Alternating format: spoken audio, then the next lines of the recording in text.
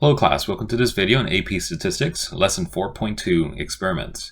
So this is the main part of the unit. There are three big lessons in the unit. This is the biggest part. There's a lot of content in this. So this is the meat of the unit here, experiments. So we're gonna look at experiments and observational studies. So sample surveys are one kind of observational study. So we'll start with that first. So observational studies, what do? They basically track and observe individuals and measures variables of interest, but does not attempt to influence the response. So in other words, it doesn't impose a treatment on the individuals, right? It doesn't control any variables or anything like that. It just simply observes and measures. A response variable measures an outcome of a study. So let's say you wanted to measure blood pressure. After observing certain individuals, and an explanatory variable may help explain or predict changes in a response variable. So let's say you had you noticed that certain individuals take a certain medicine, and then you basically observe those individuals and measure their blood pressure. So observational studies that examine existing data for a sample of individuals are called retrospective studies. So there's already data that's out there, and then you're just looking at those data, that's called a retrospective study. Now, if you're taking individuals and you're tracking them over a period of time into the future, that's called a prospective study. So you're tracking individuals into the future. All right, so is taking vitamin D supplement good for you? Well, there were hundreds of observational studies that looked at the relationship between vitamin D concentration in a person's blood and various health outcomes. And so they found that there's a relationship there.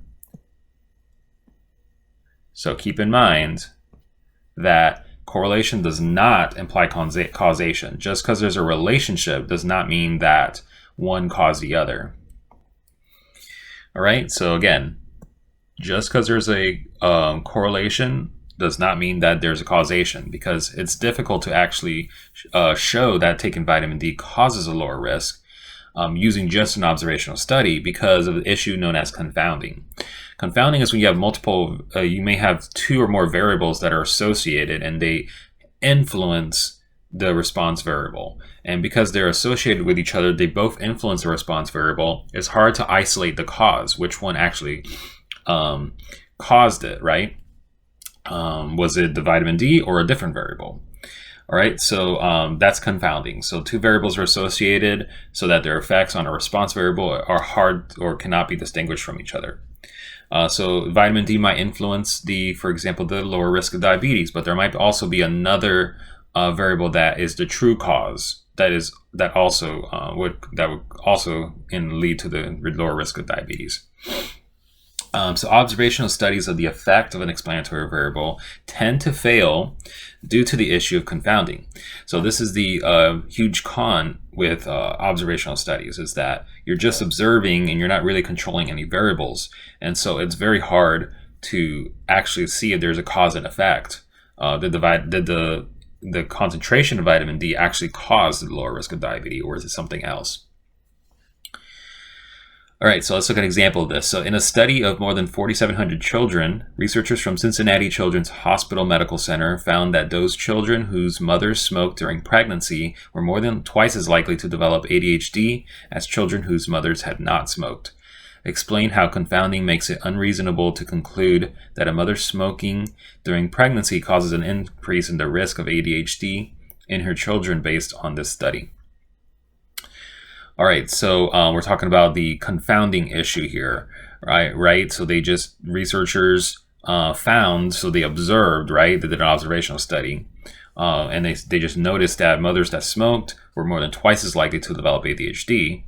But you also have to keep in mind that it might be that those mothers who smoked also had other things that they did. So maybe the mothers who smoked were also the same mothers who had poor diets, right? And maybe the poor diets caused an increase in ADHD, right? There might be other factors involved. So if they started smoking and that's an unhealthy habit, who's to say they haven't done any other unhealthy habits that may have truly contributed, right? And so that's the risk of doing an observational study, is that it's very hard to isolate those two, or any other variables for that matter, because of the issue of confounding. So there may be other variables at play. So like I said earlier, mothers who smoked may have had unhealthy diets, maybe they had other unhealthy habits. Those with unhealthy diets are also more likely to have children with ADHD. So it's possible that this caused it, right? And then not necessarily the smoking. And so there's sort of like a rule here that you need to, if you're going to really, if you can't do an experiment and you have to do an observational study, there are certain criteria that you could use, because sometimes it might be unethical to do an experiment, right? Especially with, for example, smoking, right? That would be an unethical thing to just select people to smoke and select people to not smoke. So there's the ethics there. And so sometimes you're limited to observational studies, but there are ways to use observational studies to draw conclusions. But we also have to keep in mind the cons. All right, so let's look at the experiments side of things. So in contrast to observational studies, experiments don't just observe individuals, but they impose a treatment. And so they control variables, right? They actually, control the variables. They control the environment so that we can just focus on what we're actually treating them. So an experiment deliberately imposes treatments or conditions on individuals to measure the responses.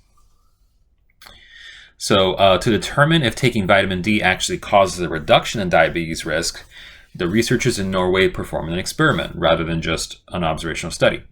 The researchers randomly assigned 500 people with prediabetes to either take a high dose of vitamin D or to take a placebo.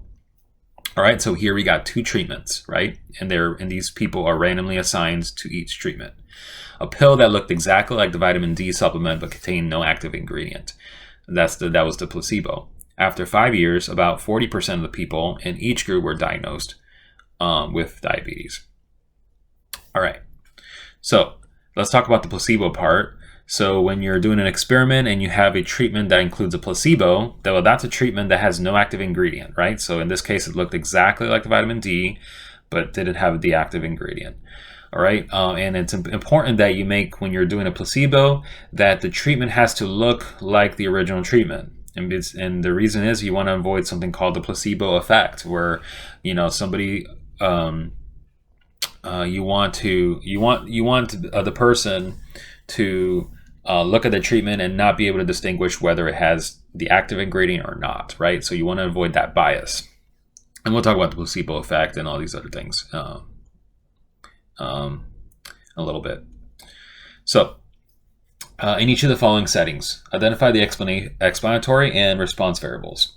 Then determine if each is an experiment or an observational study. Explain.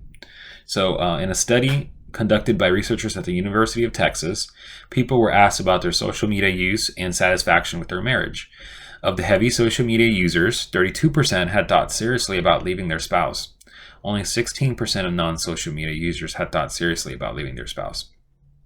So let's look at that one first. So we're looking to see if it's an experiment or an observational study.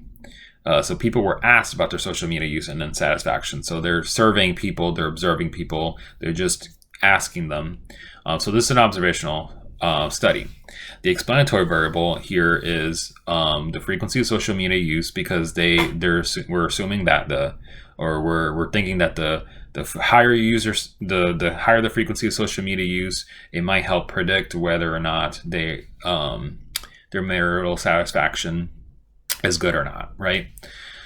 So the response variable is the marital satisfaction. Now, this is an observational study because people weren't assigned any treatment, right? They were just asked, based on, what was their social media use and then their satisfaction. All right, so let's look at the second part. So in a diet using 100 overweight volunteers, 50 volunteers were randomly assigned to receive weight loss counseling, monthly weigh-ins, and a 3-month gym pass. The other 50 volunteers were given financial incentives, earning $20 for losing 4 pounds, or paying $20 otherwise, along with the counseling, weigh-ins, and gym pass. The group with the financial incentives lost 6.7 more pounds on average. So this is an experiment because we imposed treatments, right? Some had the financial incentives, some did not, right? For example. And in this case, we're looking at the explanatory variable, which in this case is the financial incentives, right? Where we're trying to see whether financial incentives will help explain the amount of weight that they lost. Okay, so that's the explanatory variable. Normally, in a traditional science, in science, when we do an experiment, we tend to call the explanatory variable the independent variable. The independent variable is what is manipulated, and then based off of that, it influences the response variable, which they usually call the dependent variable. Okay, but in statistics, we tend to use the terms explanatory variable and response variable. All right. So in this case, it's an experiment because researchers imposed treatments, placing some volunteers in the group of financial incentives versus others that did not receive it. So pretty it's pretty easy. As long as you see that there's a treatment imposed, then it's an experiment. All right, so specific condition applied to the individuals in an experiment is called a treatment. If an experiment has several explanatory variables, a treatment can be a combination of specific values for these variables. Okay, so sometimes you may have several variables that you want to look at. An experimental unit is the object to which a treatment is randomly assigned. Okay, so an experimental unit can be a person, it could be an animal, whatever. It's whatever the treatment is assigned, or whomever is assigned to. When the experimental units are human beings, they're often called subjects. All right, so malaria causes hundreds of thousands of deaths each year, with many of the victims being children. Will regularly screening children for the malaria parasite and treating those who test positive reduce the proportion of children who develop the disease?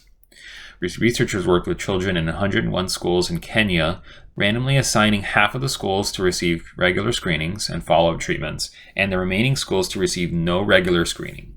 Children at all 101 schools were tested for malaria at the end of the study. Identify any treatments in the experimental units in this experiment. Okay,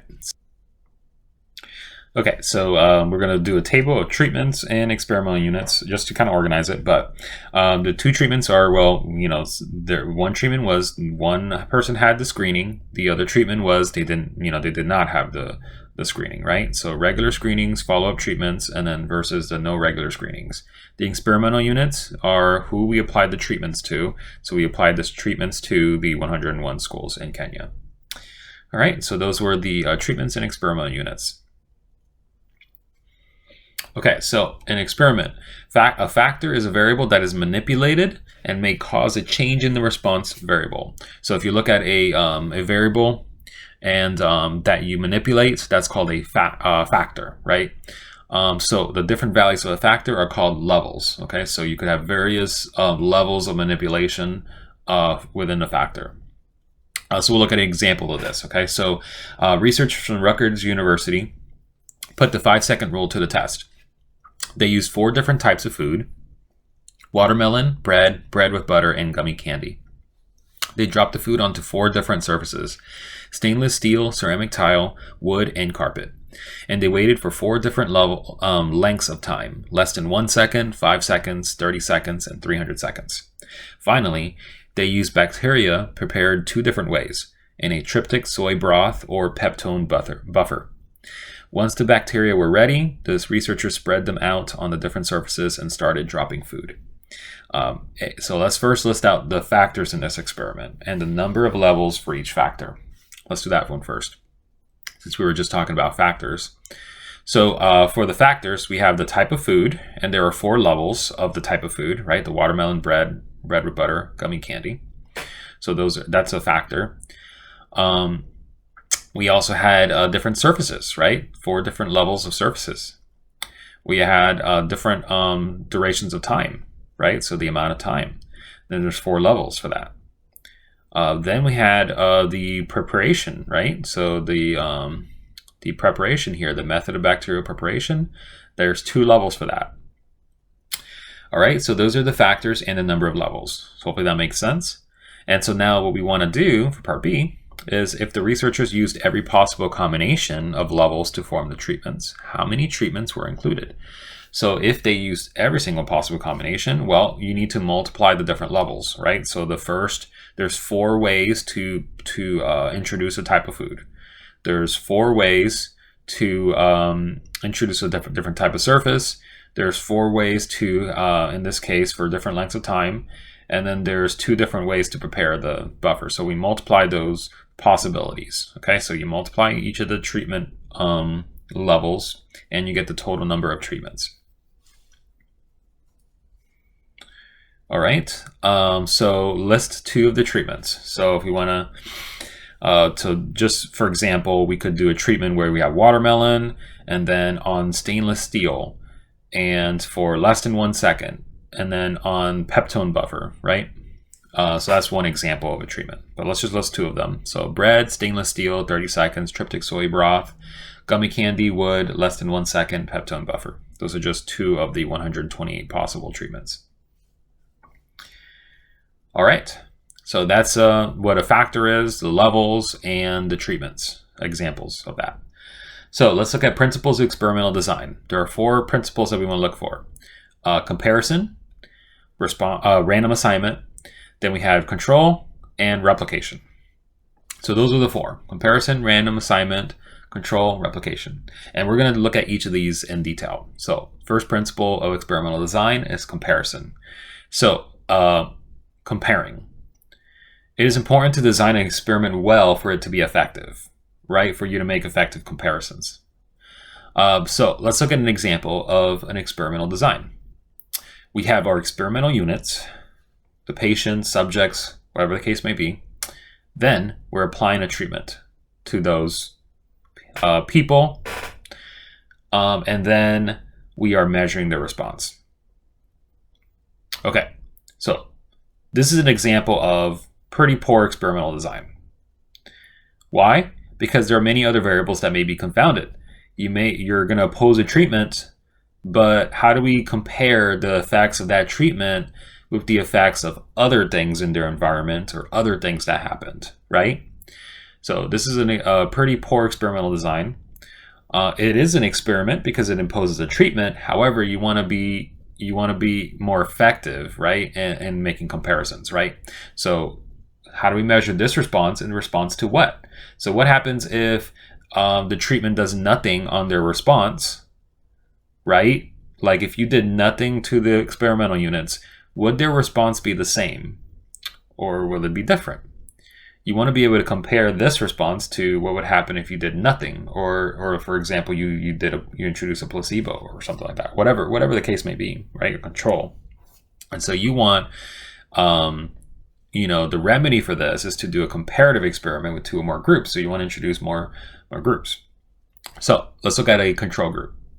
A control group is used to provide a baseline for comparing the effects of other treatments. Depending on the purpose of the experiment, a control group may be given an inactive treatment. So in this case, you're not giving them, you're giving them an inactive treatment. So it's technically a treatment, but it's not in the sense that it should change any response, right? It's an inactive treatment. In this case, a control group may be given an inactive treatment or a placebo, but a control group may also be given an active treatment, right? It doesn't have to be an inactive treatment or no treatment at all. So you could do a control group with there's nothing at all, and you use that as a baseline. Okay, so the important part here is that you have to introduce another group to be able to compare the effects, right? All right, so the treatment groups should be treated the same in all other aspects. So the only difference is the treatments themselves. All right, so in this way, whenever you see a difference in the response, then you can conclude it was caused by the treatments. Okay, so in the poor experimental design here, you couldn't compare anything. This measure response is a certain response, but compared to what, right? But if you have treatment groups, right, not just one, then you're able to compare the treatments. Okay. All right, so in an earlier example, we described an experiment where researchers randomly assigned 101 schools in Kenya to either regular malaria screenings and follow-up treatments or to receive none. Explain why it was necessary to include a control group of schools that did not receive regular screenings. So you remember that example, there were some schools that did not receive the screening, and you want to see that, you want to have that control group because you want to be able to compare the responses. So like if they didn't receive any treatment, you'll be able to see if there's a difference in the amount of malaria that you see, right? In the number of cases. So here, a control group is necessary to establish a baseline for comparing effect of regular screenings to if you did nothing. If a control group was not provided, they wouldn't be able to determine if there was a decrease in the malaria rates and the number of cases, right? They wouldn't be able to determine if the decrease was due to the treatment, to the screenings, or was it due to something else, right? Could the observed amount of malaria be would that have happened if they did nothing, right? Like would they have seen that same decrease even if they didn't do the screenings, right? We don't know, because unless you do the comparison there. All right, so let's look at continuing with comparison. Let's look at the placebo effect. So we talked about what a placebo was. Let's look at placebo effect. So when you provide someone with a placebo, there's something that there's sometimes you'll see an effect where the subjects in an experiment will respond to that treatment, even though it does not have an active ingredient, and that's known as the placebo effect. So some individuals in an experiment will respond favorably to the treatment, regardless of the fact that it does not have the active treatment. So what we want to do is we want to blind the subjects to the fact that they're receiving either a placebo or the treatment, right? So we don't want the subjects to know which treatment they got, right? And sometimes we don't want the researchers to know either. So in a double-blind experiment, the subjects, neither the subjects nor the researchers, right, the ones that are interacting with them, know which treatment a subject received. That's a double-blind experiment. A single-blind experiment is either one does not know. So either the subjects don't know or the researchers don't know which treatments the subjects are getting. Okay.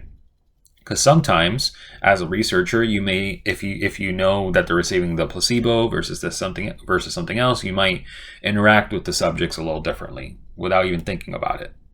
And so the idea is that it's better to have a double-blind experiment where neither of them know. That way, you can get a more objective, non-biased interpretation of the results, right?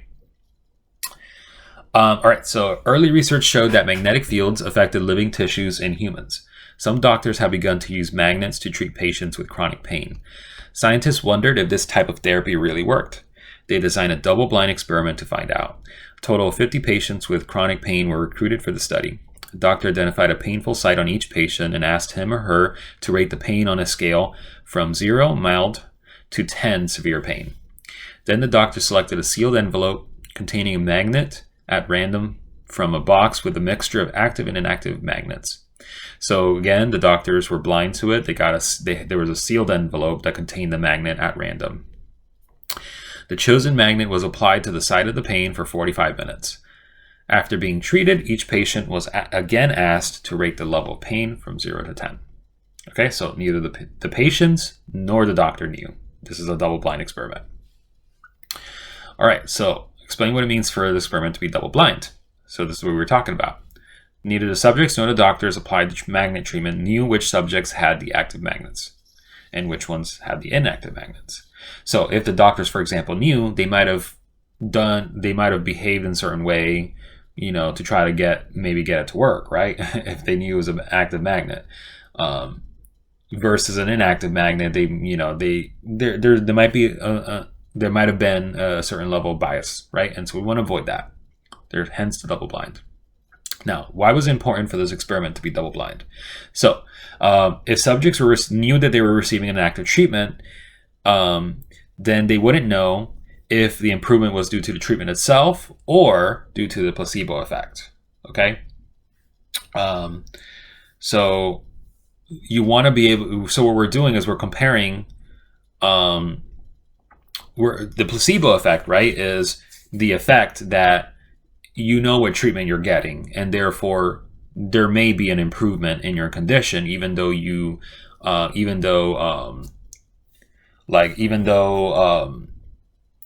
there was a treatment or lack thereof, right? It was an inactive treatment or not. Okay, and so we be able to compare those two things. We want to be able to compare their expectation of getting better versus was it just that, or was it truly due to the magnets, right? Or lack or inactive magnet. Okay. All right. So hopefully that made sense. So it's important for not only for the subjects themselves, but for the researchers, right? Okay. So let's expound on this. So if the doctors knew, so we talked about the subjects, right? Receiving it, if they knew they were receiving. Now, if the doctors knew, then it's possible they'll treat one group of subjects differently. Hence the bias there, potential, making it difficult to tell if the magnets were the cause of a change in the response. All right, so let's look at random assignment. So now we're on the second principle, experimental design. To create roughly equivalent groups at the beginning of an experiment, we need to use something called random assignment. And what this does is it randomly assigns a treatment. It assigns random experimental units, like to different, you basically assigning a treatment to experimental units, and these experimental units are randomly get the treatment. Okay, so it's not like you're specifically choosing a group to get a treatment versus another, right? You're randomizing it, right? So that's called random assignment. So which units get which treatment? So random assignment means experimental units are assigned to treatments using a chance process. So again, hence the random nature of it. So you're not specifically picking them out because that might be introduced bias, that you're using a chance process to put the individuals in a certain group. This allows us to determine cause and effect between the two variables. This is the importance of experiments, right, versus observational studies. Observational studies have the huge con that it's hard to determine cause and effect because of the issue of confounding.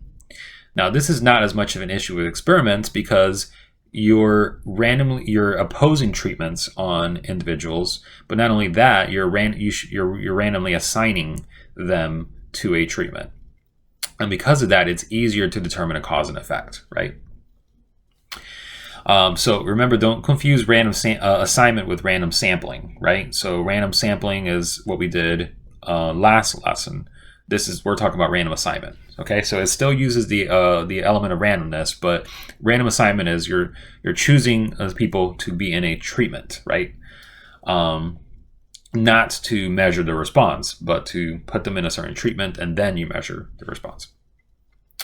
So random sampling is how you get the participants in your study. Random assignment is what you do with the participants after they're in your study, right? So in other words, you're putting them, you're posing a treatment. All right. So a total of 20 students have agreed to participate in an experiment comparing the effects of caffeinated cola and caffeine-free cola on pulse rates. Describe how you would randomly assign 10 students to each of the treatments, to each of the two treatments. Using 20 identical slips of paper, using technology, using table D. Okay. Let's talk about the 20 identical slips.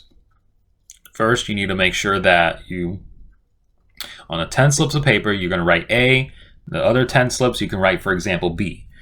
A is treatment A, B is treatment B, right? In this case, treatment A is the cola with caffeine, treatment B is the cola without caffeine. And so you 10 slips of paper with each of those treatments. So 10 for A, 10 for B. Shuffle them up, mix them well, and then hand out a slip to each student.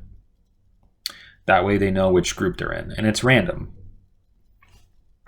All right. So note, there's something important right here that we want to make sure we, using identical slips of paper is important. However, if on the free response question, they ask you to describe an experiment, right? And you need to explain how you randomly assign students to treatments. Stay away from flipping coins. All right. Ideally, you would want to use technology because it's pretty robust method to explain. Identical slips of paper are fine because we just described it here, but you want to stay away from coins. It's unlikely that when you're tossing coins, you'll have 10 students in each group. So let's say you said heads for treatment A and tails for treatment B. Well, if you toss a coin 10 times, for example, or 20 times rather, it's very unlikely that you're going to get 10 heads. You may, or it's not very unlikely, but it's unlikely, right? So you might toss a coin 20 times and you might get 9 heads, for example, and 11 tails. Or you might get 11 heads, 9 tails, whatever. But it's unlikely that you're going to get the exactly 10, right? Where it's exactly 10 heads, exactly 10 tails. And so what that does is that forces the groups that means that's the rest of the students are going to need to continue to toss coins, right? But then this is going to change their chances of being assigned in a group. So for example, let's say you have now you have to choose, you have some students that now need to toss coins, leftover students, right, to go in a particular group. Well, then if you're down to the last 2 groups, if one student gets heads, then they go to treatment A, but then the rest of the students now have to go to treatment B, right? If there's only like 1 student left or whatever, but that's going to change their chances, right? Because now they're basically at 100% chance that they're going to go. If this student, so for example, let's say you have your 9th heads and you're looking to get the 10th heads, right? And the student gets heads, right? Which is 50-50 chance.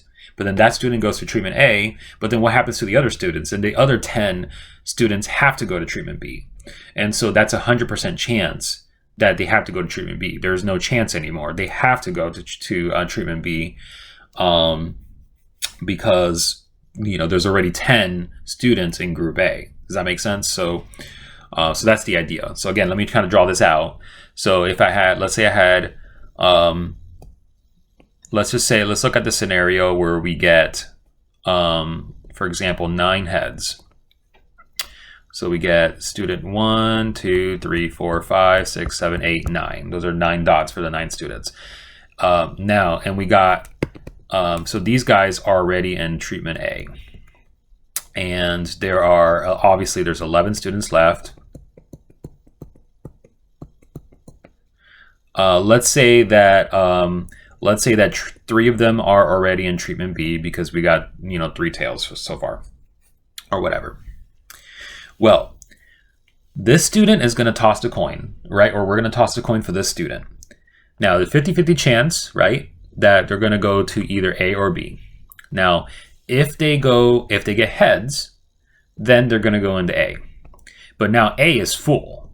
A is all full now. We got 10 people in A. Well, that means that these guys have to go now to B.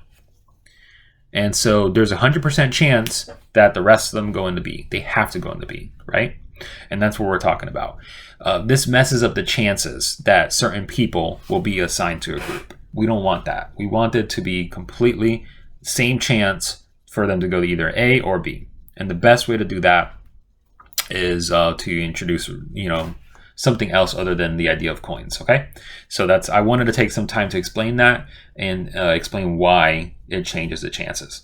Okay, so let's talk about technology.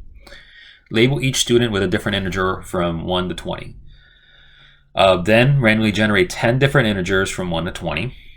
The integers that you choose from the random number generator are the students that are going to go into the group with caffeine, the cola with caffeine. The other 10 are going to go without caffeine. And again, I just want to explain that this method is random, right? So you don't know who's going to go in what group. So you have these 20 students, right? And any of them can get the random number, right? Any of them can get an integer assigned to them, in which case they go to A, right? And any of them, for that matter, could not. Any particular person could not get the random integer and then therefore go up to B.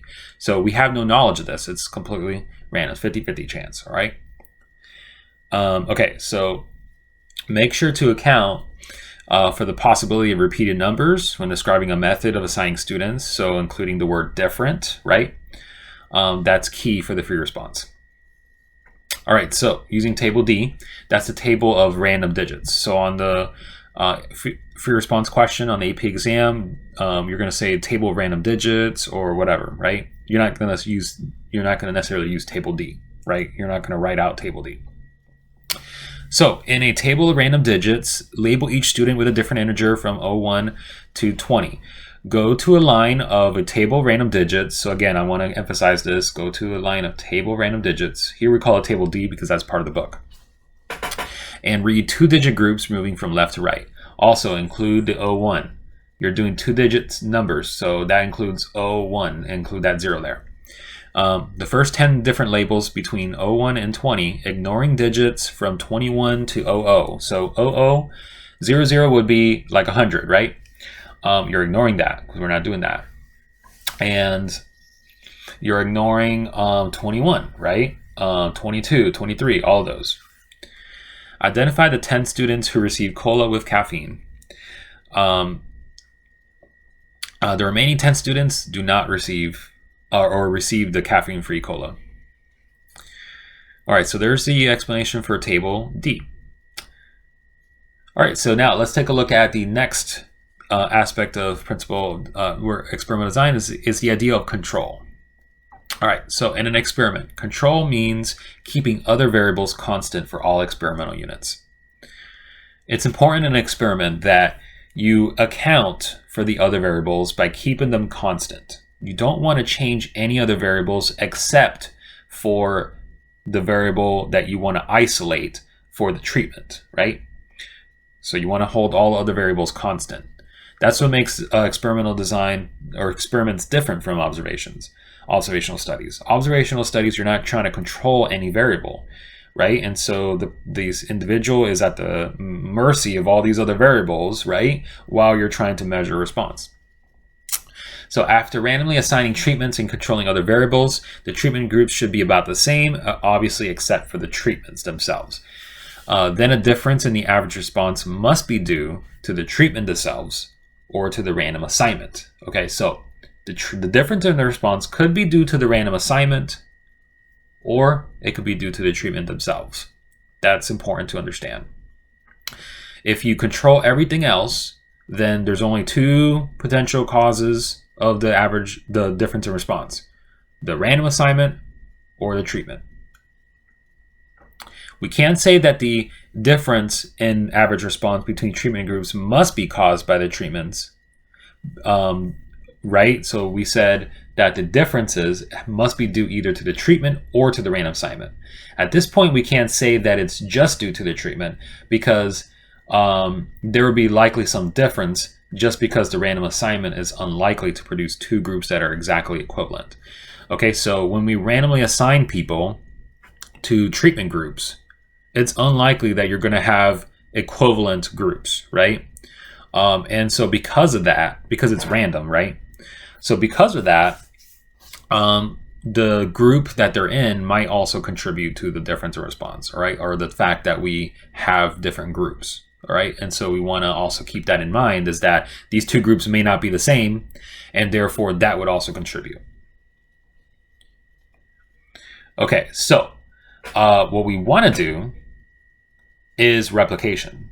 And what replication helps us do is helps us deal with the whole random assignment part. So replication is using enough experimental units to distinguish a difference in the effects of the treatments from chance due to the random assignment. Okay, so you take certain individuals, you place them in different groups.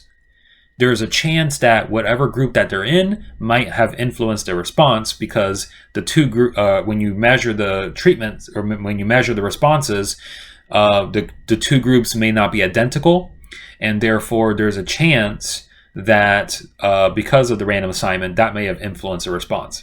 But what you can do to offset that is to replicate, right? Using enough people or experimental units in each group so that it basically helps offset those effects, right?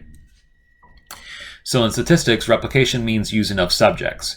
So there must be at least 2 experimental units receiving each treatment to achieve replication. So technically you need 2 in each group for replication to be a thing, right? Obviously, right, we want more, right? We want more than just 2, right? But 2 is the minimum for replication, right? So let's put it all together. Basic principles for designing experiments. We have comparison, using a design that compares 2 or more treatments.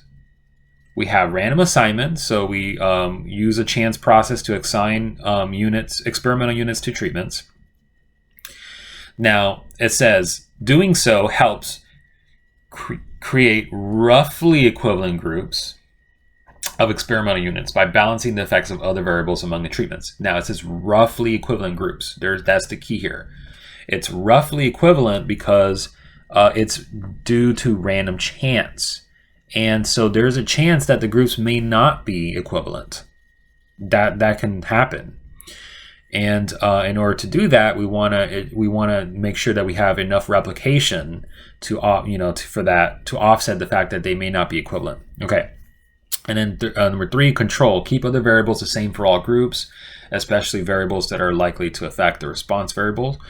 So this helps us avoid confounding. Confounding is the major issue with observational studies, which we can control in experimental design as long as we keep other variables the same. Also reduces variability in the response variable. And then replication. Using enough experimental units in each group will help us, because so that any differences in the effects of the treatments can be distinguished from chance differences between the groups. Okay, so this is important. Without replication, without enough experimental units, it would be hard to tell whether the cause was due to the treatment or whether it was due to chance variation between the groups. All right, so look at an example of this. Does regularly taking aspirin help protect people against heart attacks? The Physicians' Health Study was a medical experiment that helped answer the question. In fact, the Physicians' Health Study looked at the effects of 2 drugs, aspirin and beta-carotene. Researchers wondered if beta-carotene will help prevent some forms of cancer. The subjects in this experiment were 21,996 male physicians. There were 2 explanatory variables or factors, each having 2 levels. Aspirin, yes or no, and beta-carotene, yes or no. Combinations of the levels of these factors form the 4 treatments shown in the diagram. We'll show you the diagram in a second. 1/4 of the subjects were assigned at random to each of these treatments. All right. On odd numbered days, the subjects took either a tablet contained aspirin or a placebo that looked and tasted like the aspirin but had no active ingredient. On even numbered days, they took a capsule containing beta-carotene or a placebo. There were several response variables. The study looked for heart attacks, several kinds of cancers, and other medical outcomes. So there are several things that they were measuring, not just, heart attacks and stuff. After several years, 239 of the placebo group, but only 139 of the aspirin group had suffered heart attacks. This difference is large enough to give good evidence that taking aspirin does reduce heart attacks. Okay, so we had 139 suffered heart attacks out of the 239. It did not appear, however, that beta-carotene had any effect on preventing cancer. Okay, so let's put this all together. Here's the diagram for the factors, right? So you got factor 1, you got aspirin, and then factor 2, beta carotene, yes or no. And so you have your possibilities, right? So you have yes aspirin, yes beta carotene, yes aspirin, no beta carotene. But remember, you can't just not give them beta carotene, a placebo, right? So you can avoid the placebo effect, right? Or so you can help with that. So you got a placebo, and then you got no aspirin, which means placebo. It looks like aspirin, right? But it really doesn't have the active ingredient. And yes, beta carotene, so on and so forth, right? All right, so explain how this experiment used comparison. So obviously we have the placebo, and so we also have the group where you have none of the treatments, right? So no aspirin, no beta carotene, right? And then you have different varieties of those, different types where yes, no, yes, no. So let's look at that. So researchers compared each of the active ingredients to a placebo. Very simple. So they compared them to the placebo. Now, explain the purpose of randomly assigning the physicians to the 4 treatments. Okay, so you had a lot of physicians, right? 29,000 of them, or almost 30,000. And you're randomly assigning them to the 4 treatments, right? So randomly assignment made it so that out of the 30,000, we're able to make equivalent 4 groups, roughly equivalent. We know that by chance, they may not be equivalent, but this is the best that we can do, to randomly assign them so it's roughly equivalent at the beginning of the experiment. All right, name 2 variables that were controlled in this experiment and why it was beneficial to control these variables. So name 2 variables that were controlled. So in this case, the 2 variables that are controlled were the gender and the occupation. So for example, using only male physicians, we try to control for gender differences, right? So if you notice, it said earlier that using only male physicians would reduce the variability in the response variable. So if we go back to the previous question and mentioned the male physicians, right? And so using only male physicians, this will help control the variables. Now, the good thing is that we're able to control for effects due to gender, right? So maybe males respond to the treatment differently than females. And the bad thing is, though, that is we won't actually know.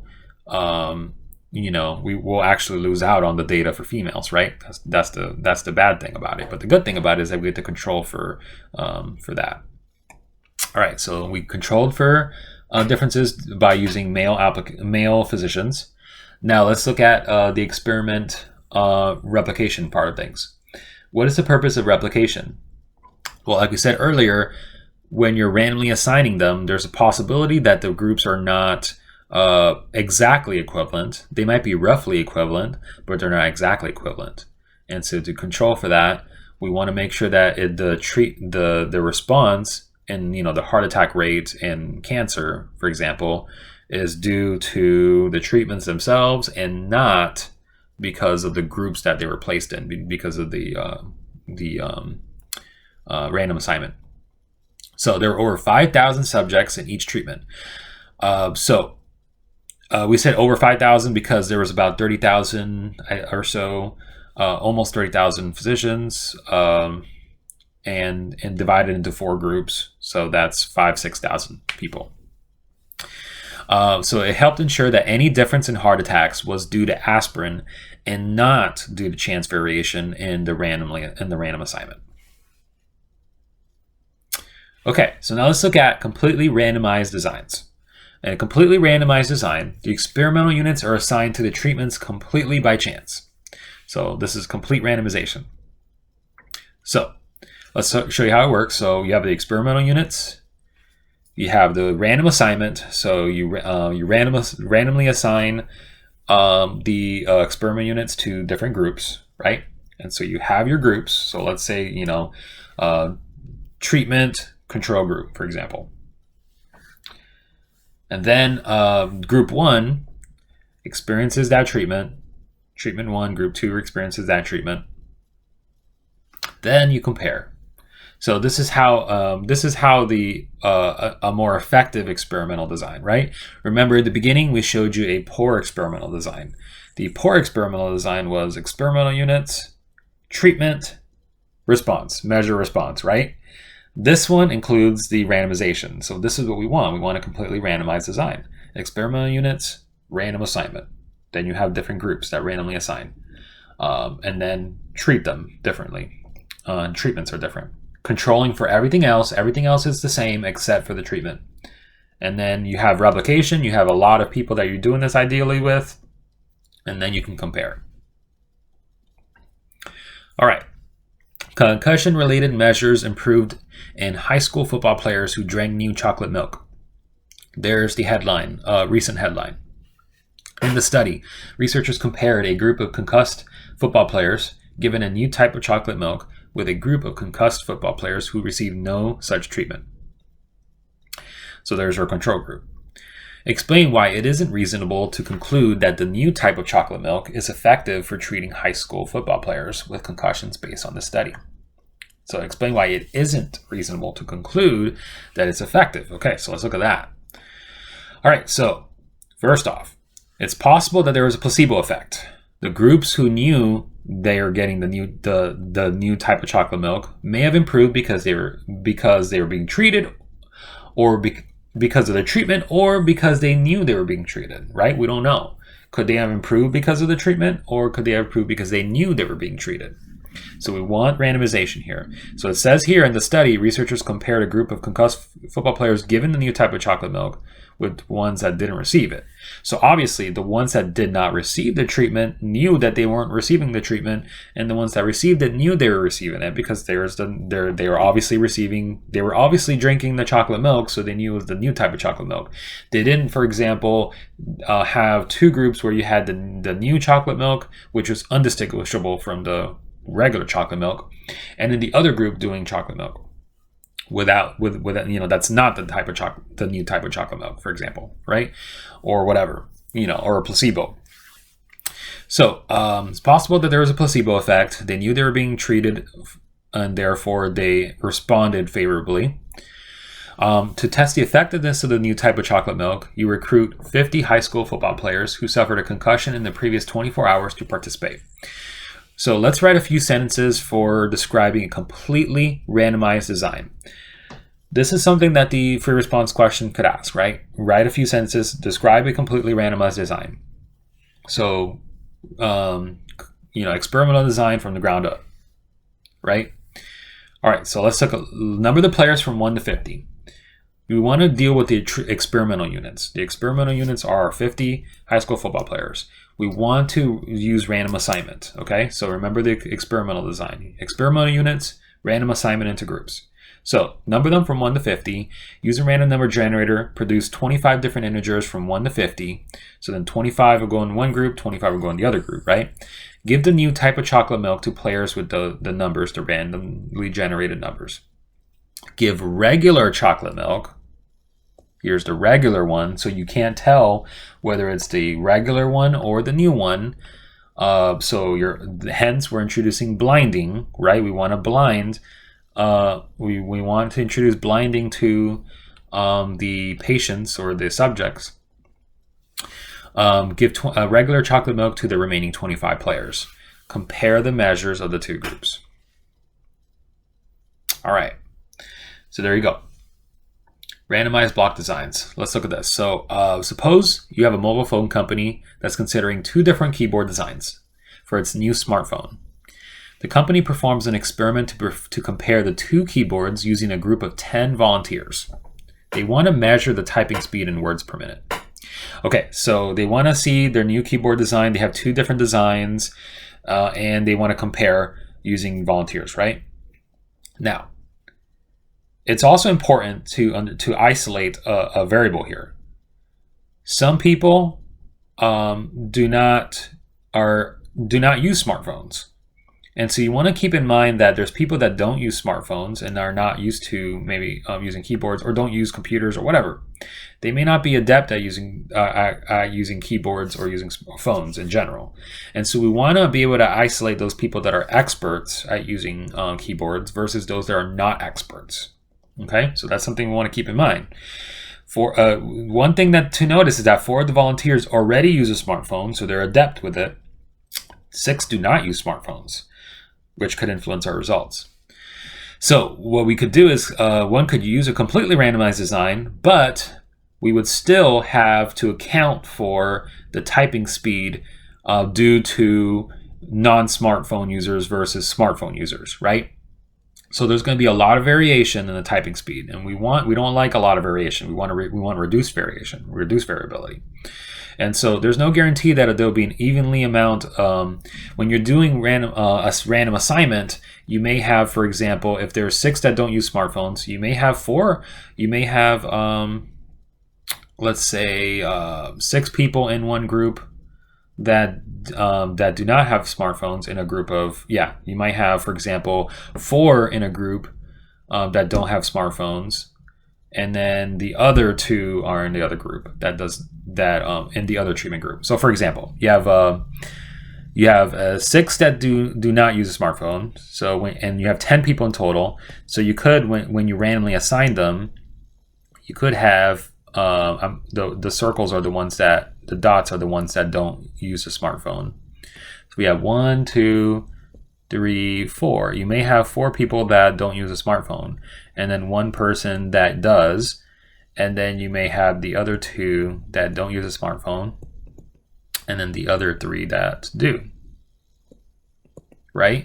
But and those are randomly assigned. You did that by chance, and so by chance that could happen. And if that happens, the groups are not equivalent. So you're going to see a difference in the response there, right? So you want to keep that in mind, is that there's people that don't use a smartphone. So what we could do is we can introduce blocking. All right. We could start by separating them into 2 groups: an experienced smartphone user group and an experienced group. That's called blocking. Each of these groups of similar subjects is known as a block. Within each block, you could randomly assign half of the subjects to use keyboard A, the other half to keyboard B, and then this would be randomized block design. So you have the 6 people that do not, right? You could do half of them into treatment A, treatment B, keyboard A, keyboard B, and then you can do the other 4, treatment A, treatment B. That's blocking, okay? And that controls for the fact that they may be the groups are going to be different, right? But now they're no longer different. They're homogeneous. They're the same. It's called randomized block design. So a block is a group of experimental units that are known before the experiment to be similar in some way that is expected to affect the response. In a randomized block design, the random assignment of experimental units is carried out separately within each block. Using a randomized block design allows us to account for the variation due to that blocking variable. In this case, the blocking variable was their expertise, right? Whether they use a smartphone or not, which makes it easier to determine if one treatment is more effective. All right, so for example, smartphone keyboard experiment randomized block design. So let's introduce this. Let's show you how this randomized block design looks like. So we have 10 volunteers, 10 experimental units. Then we introduce blocking, right? Let me put the blocking over here. So these are experimental units. This is the blocking part, right? So the blocking variable are whether they smartphone or non. And so we got 6 non-smartphone users, 4 smartphone users. And then within each block, right, we do the experiment. So we randomly assign these guys into keyboard A, keyboard B, 2 of each, and then compare their speed to see which one was better. We do the same thing with non-smartphone users. Keyboard A, keyboard B, compare their speed to see which one was better for the non-smartphone users. Then we can compare the results, right? Combine adjusted results and compare. So that's known as a randomized block design. Moral of the story, we want to make sure that we control what we can, control the variables that we can control. Some variables can be controlled by, if you know them beforehand, you can control them by blocking, right? By introducing blocking. Block on what you can't control. So for example, control whatever variables you can. And if you know that there are variables that you can't control beforehand, introduce blocking. And then randomize to create comparable groups. That's the random assignment. All right. So a popcorn lover wants to determine if it's better to use the popcorn button on her microwave oven or use the amount of time recommended on the bag of popcorn. To measure how well each method works, she will count the number of unpopped kernels remaining after popping. To obtain the experimental units, she goes to the store and buys 10 bags, each of 4 different varieties of microwave popcorn. So we got the butter, popcorn, cheese, natural, and kettle corn for a total of 40 bags. So we want to introduce blocking here, describe a randomized block design for this experiment. All right, so let's do that. So again, we want to do why do we want to introduce blocking? Well, in this case, we want to see whether when we count the number of unpopped kernels, we want to see if we want to control we want to see if the type of popcorn will affect the unpopped kernels, right?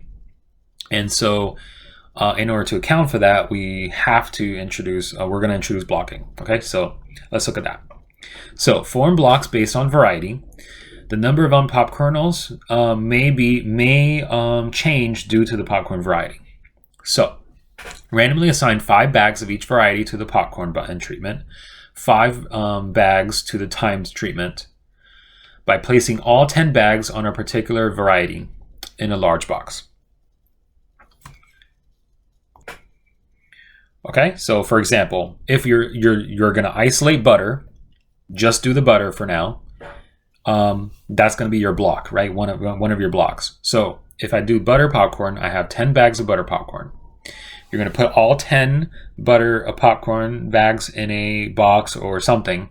You're going to shake it up, randomly pick 5 bags without looking, and then those are the 5 butter popcorns that you'll assign to be popped using the button, right, on the microwave. And then you repeat this process for the other varieties, right? Obviously, you're going to do it for the cheese, natural, and kettle corn. The other 5 bags that will be popped using the timer instructions. Okay, so that's how you can do the blocks and then assign the treatments. After popping the bags, right? After popping each of the 40 bags in random order. Now this is important here, the random order. We want to do this randomly. Why do we want to do it in random? Well, it's possible that if, for example, we might randomly do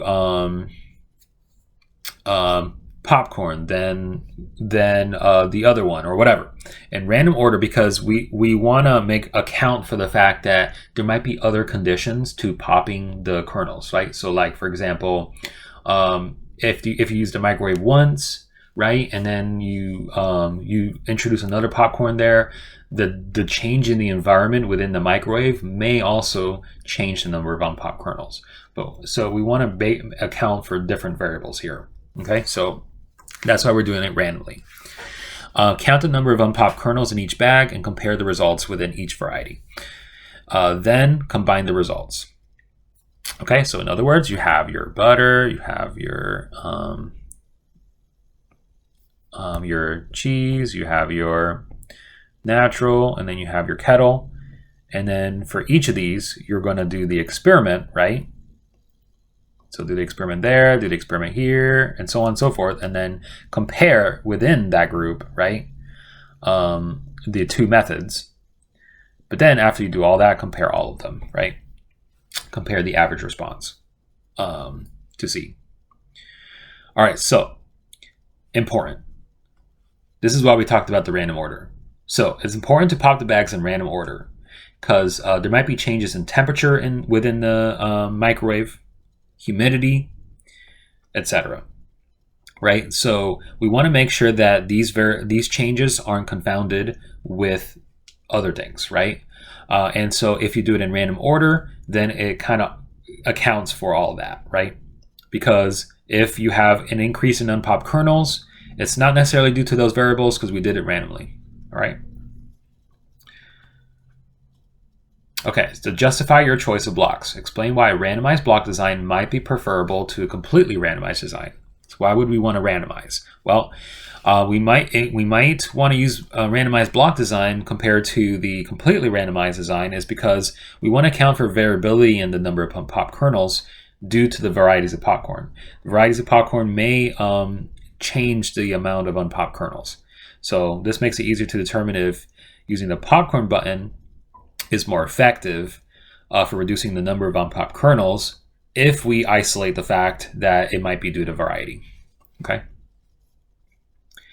All right, so randomized block designs, matched pairs. So we're going to talk about matched pairs design.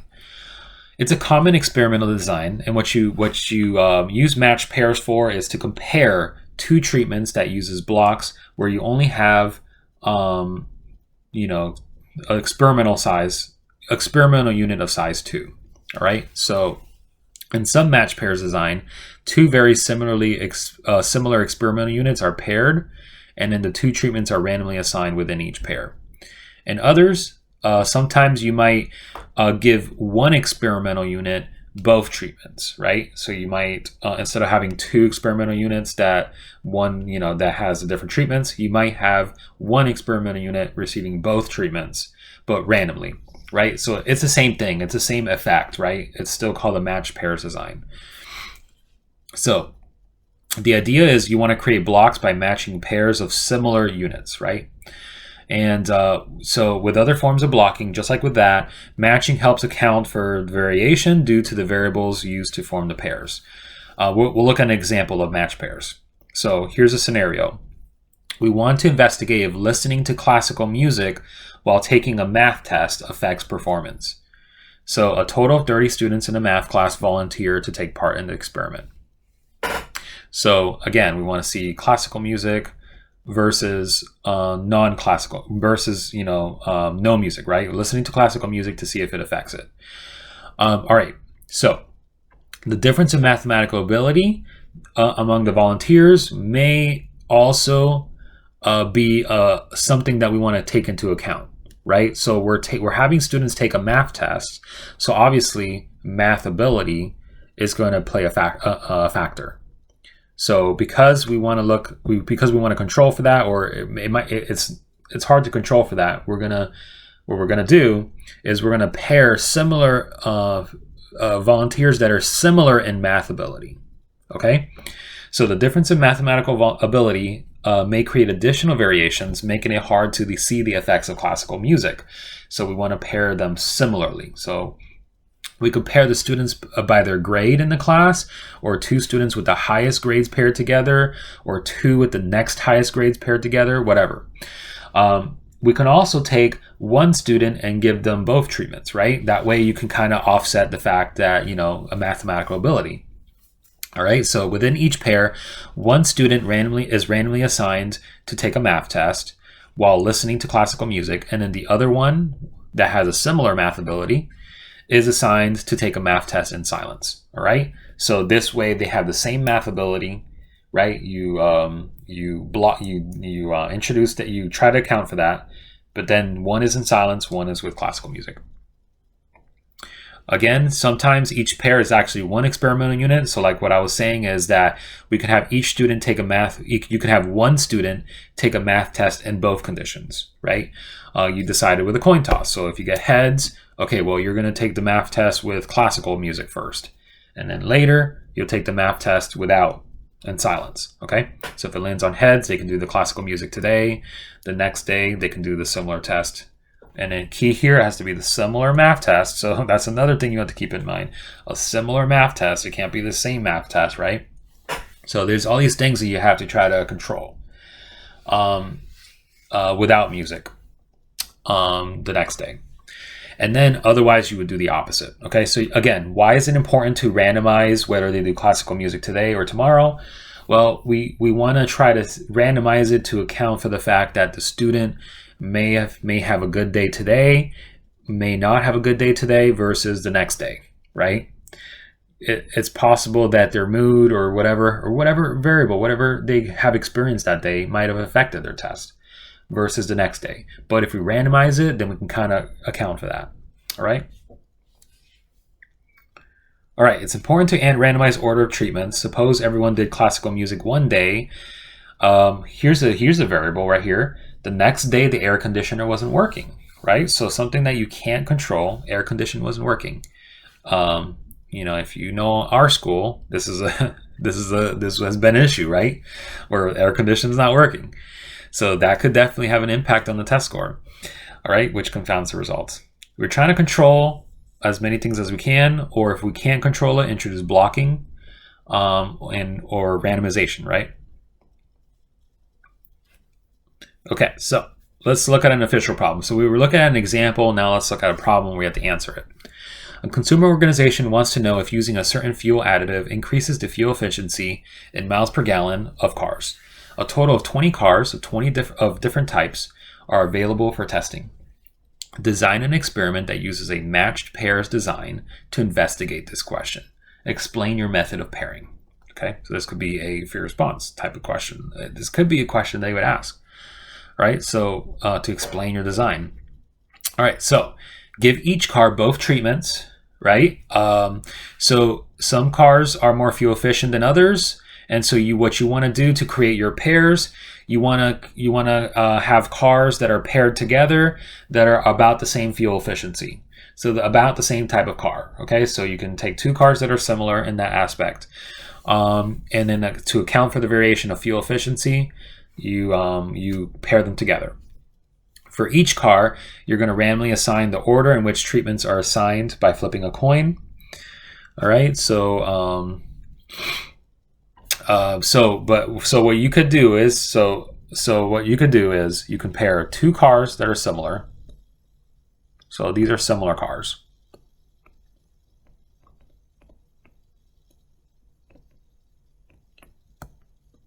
Car 1, car 2, and they're similar. So you could do that. Now, when you in your free response, you can say that.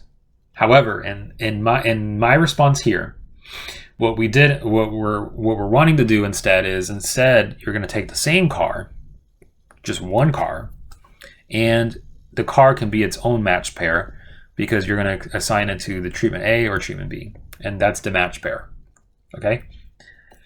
So the pros of doing this method is that you don't necessarily have to look for two cars that are similar. You can just take one car and then randomly apply the treatments, and you account for that fact.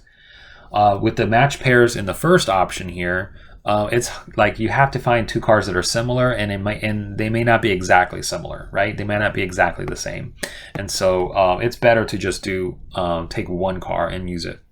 So take the one car and give it both treatments and do it randomly. So we can toss a coin, and that will tell us whether they receive treatment A or treatment B. Heads indicates using the fuel additive first, and then tails means no additive. Using the fuel additive first, then no additive second. Tails would be using the additive first, not using the additive first, and then the additive second. Okay, so just reverse it. For each car, record the fuel efficiency after the treatment. All right, so this will be a matched pairs design. And again, you have 20 cars, so each car will be its own match pair. Okay, so car number 1 is going to be its own match pair. Car number 2 is going to be its own match pair, and you do this for all 20 cars. All right. All right, guys, that's going to do it for the video. Hope you found this useful and informative. As usual, I'll see you in the next one.